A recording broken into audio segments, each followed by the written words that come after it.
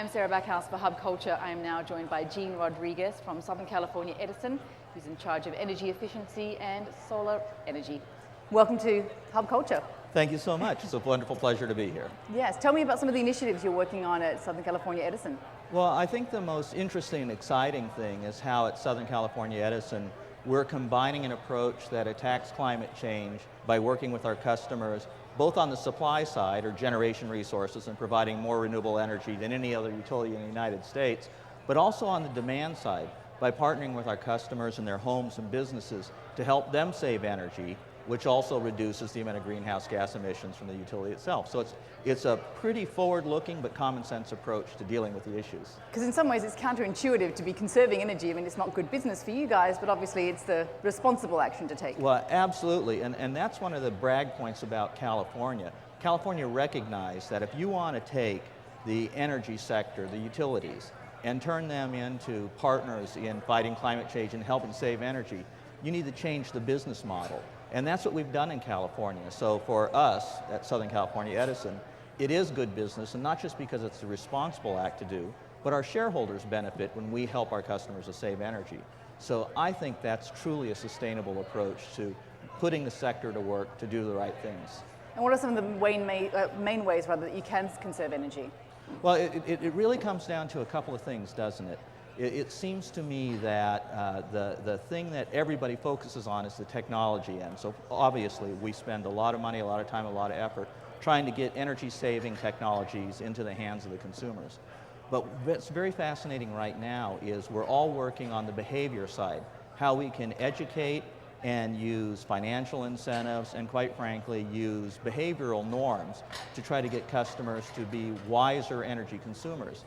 So by bringing together the technology side and the behavior side, what we're doing at Edison is using smarter meters to break information on a real-time basis or near real-time basis right to the consumer, and then giving consumers solutions about how they can save energy in their homes and business. So it really is kind of this umbrella view, and it's doing wonderful things.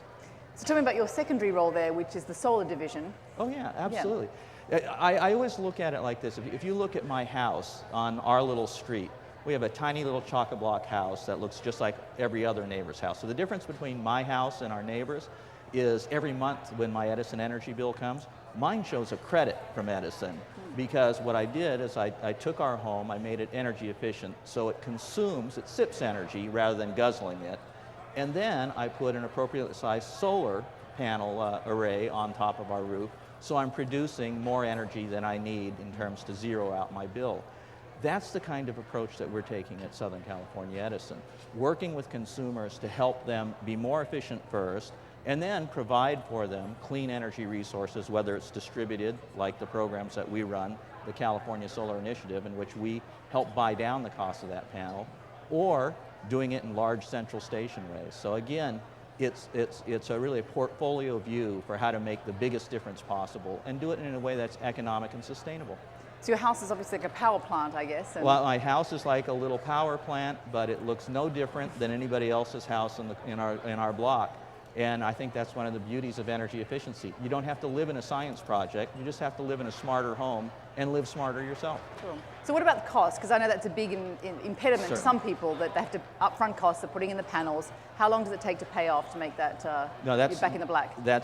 In fact, we wish every consumer would ask those sorts of questions first, because when you do that, that's how you start to make portfolio decisions. So that's why at our home, we invested in putting energy efficiency first to reduce the amount of energy, because the payback for that, quite frankly, was a lot quicker and a lot better. But once we created this very efficient shell, for our house, quite frankly, we live kind of coastal, and we don't consume that much energy anyway, so the payback will be over 8 to 12 years. But the good news was, between federal investment tax credits and the California Solar Initiative incentive money that helped buy down the cost of things, I was able to work with my wife to make a responsible decision about how we want to live, how we want to consume, and it really is an investment decision. The solar is a long-term investment decision, but if you look at the whole package between the efficiency, the solar, et cetera, you really start to look at something that makes economic sense for anybody and everybody. Now, California is a very progressive state. Could this same model be applied to other parts of America? Yeah, that's the dirty little secret. I was also a part of a leadership group of what was originally called the National Action Plan for Energy Efficiency. It was an exercise sponsored by the US EPA and DOE to bring together people to look at how to increase investment across this country in energy efficiency.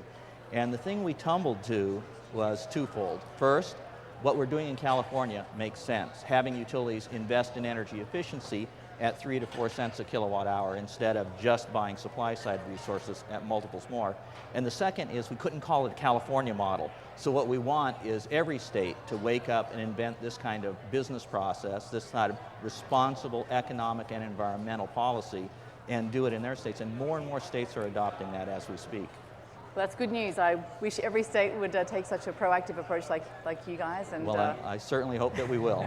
Wish you the best of luck. Thank you so much, Gene Rodrigues. Thank you so very much.